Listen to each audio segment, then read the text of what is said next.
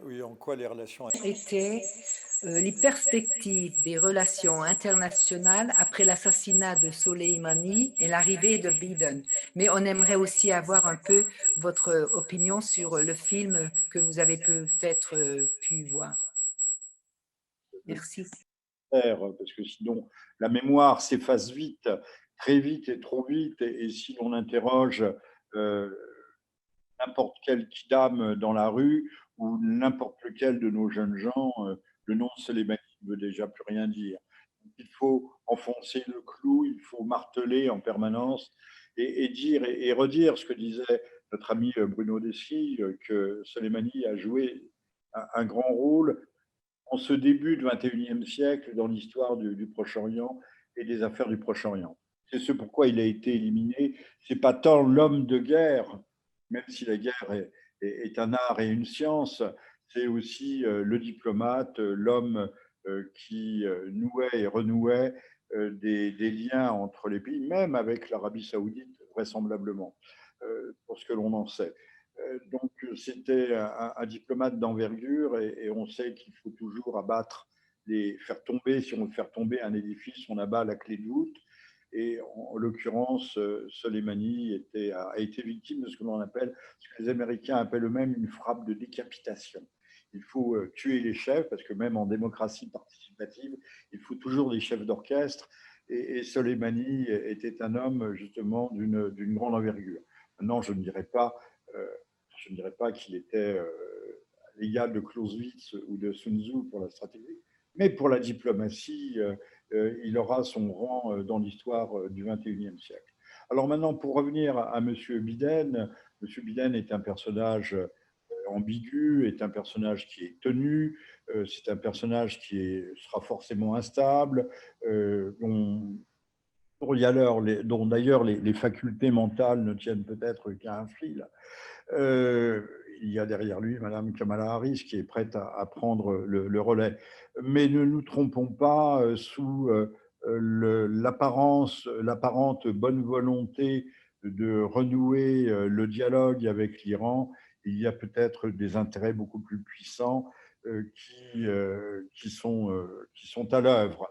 Maintenant, si on devait faire une analyse stratégique, mais ce n'est pas ce que vous m'avez demandé, il est bien clair que la marge de manœuvre des Américains, des Israélo-Américains reste limitée aujourd'hui, notamment depuis que l'Iran a très judicieusement, mais nous parlons de Soleimani, très judicieusement passé un accord de 25 ans avec la Chine populaire, un accord de 400 millions de dollars pour la fourniture notamment de pétrole brut, et qui fait qu'aujourd'hui, si l'Iran devait être en but à des attaques, qu'elles soient diplomatiques ou même militaires, le cas échéant, c'est à la Chine que les agresseurs de l'Iran s'en prendraient. Donc l'équilibre des forces a tout à fait changé et M. Biden sera obligé, contraint d'en tenir compte. Donc, alors,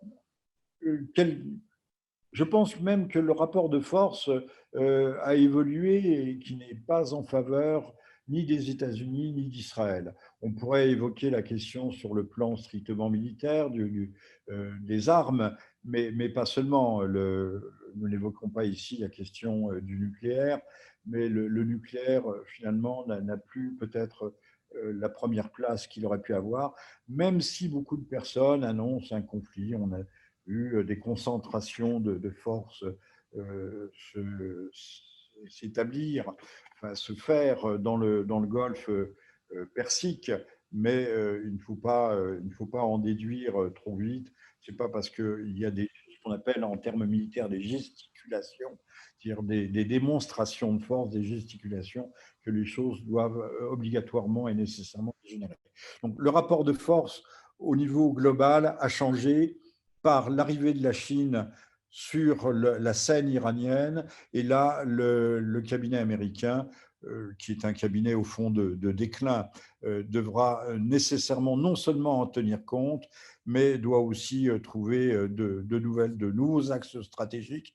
Et je ne sais pas s'ils auront la capacité d'innovation, d'invention, d'inventivité qui leur permettront de contourner aujourd'hui cette nouvelle donne géostratégique et ce nouveau rapport de force majeur.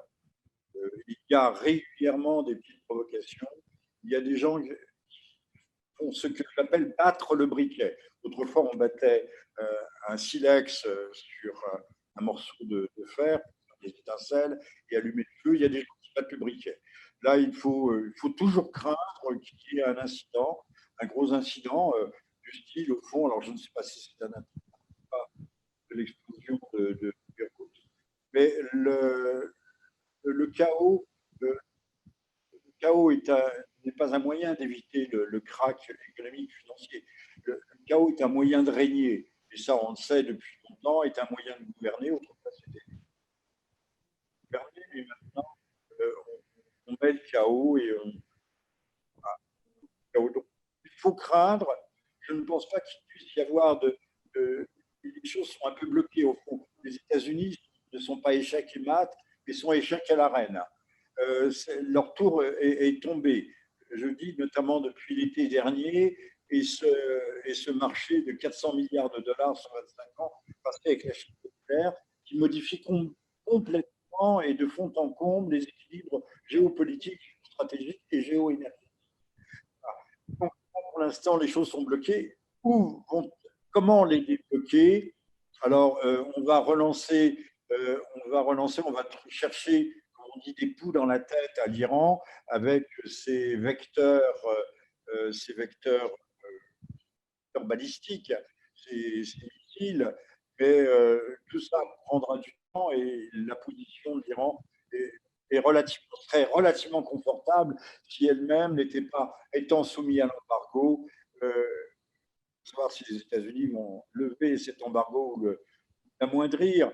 La position de l'Iran serait relativement confortable si elle n'était pas en proie à la fois du Covid et à la crise économique. Donc, je suis assez confiant pour l'avenir immédiat.